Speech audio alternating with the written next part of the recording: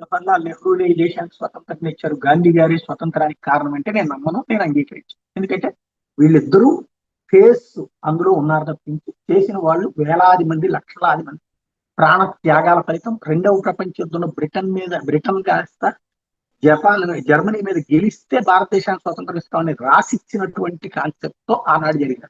ఆ నిజాలను దాచేసి వీళ్ళు కూడా ఖచ్చితంగా పాత్రదారు, కానీ వీళ్ళే సూత్రధారులు, వీళ్ళ వల్లనే దేశం ఏర్పడింది అంటే అంతకంటే పచ్చి అబద్ధం లేదు.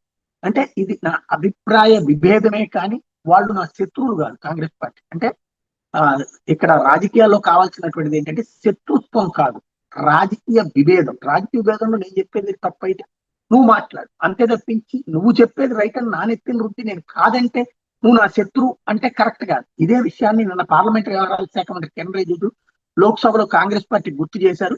మోడీ మీద కాంగ్రెస్ కార్యకర్తలు చేసిన నినాదాలు, ఏది మోడీ సమాధిని తవ్వుతాం అంటూ చేసినటువంటి నినాదాల మీద తీవ్ర ఆగ్రహం వ్యక్తం చేశారు. రాహుల్ గాంధీ, మల్లికార్జున ఖర్గే పార్లమెంట్ లో క్షమాపణ చెప్పాలని డిమాండ్ చేశారు. మన రాజకీయ ప్రత్యర్థులమే కానీ శత్రువులం కాదు, యావత్ ప్రపంచం గౌరవించే మోడీకి సమాధులతో అవుతామంటాం అత్యంత దురదృష్టకరం వ్యాఖ్యానం.